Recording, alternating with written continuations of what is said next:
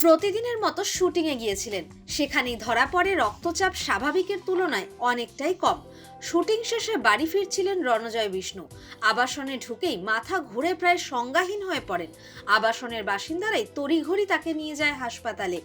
এক রাত কাটিয়ে হাসপাতাল থেকে ছাড়া পেয়ে বাড়ি ফিরেছেন অভিনেতা। ঠিক কি হয়েছিল তার, এখন কেমন আছেন তিনি বলেন, দিন 15 ধরেই অসুস্থ বোধ করছিলেন তিনি। মঙ্গলবার শুটিং থেকে বাড়ি ফেরার পরেই বেহুশ হয়ে পড়েন। তার কথায়, শুটিংয়ে গিয়ে শরীরটা খারাপ মনে হওয়ায় চিকিৎসক ডাকা হয়। রক্তচাপ অনেকটাই নেমে যায়। বাড়ি ফিরে আবাসনের নিচে তিনি অজ্ঞান হয়ে যান। তিনি বলেন, আমার মনে হয় আমি ভুলভাল বকছিলাম। আবাসনের প্রতিবেশীরাই আমাকে হাসপাতালে ভর্তি করেন। আমি চিনি না এমন লোকও নাকি আসেন। তবে গত কয়েকদিন ধরে অসম্ভব মানসিক চাপ যাচ্ছে, সেটার কারণেই হয়তো হয়েছে। মঙ্গলবার রাতটা হাসপাতালেই ছিলেন অভিনেতা। বুধবার বাড়ি ফিরেছেন। চিকিৎসকরা পরামর্শ দিয়েছেন প্রচুর বিশ্রামের প্রয়োজন তার, যদিও ছুটি নিতে নারাজ তিনি। রণজয়ের কথায়, আমার এই মুহূর্তে মেগা সিরিয়াল চলছে, আমাকে কেন্দ্র করে অনেকগুলো সিন আছে। দুম করে ছুটি নেওয়ার পক্ষপাতী নই।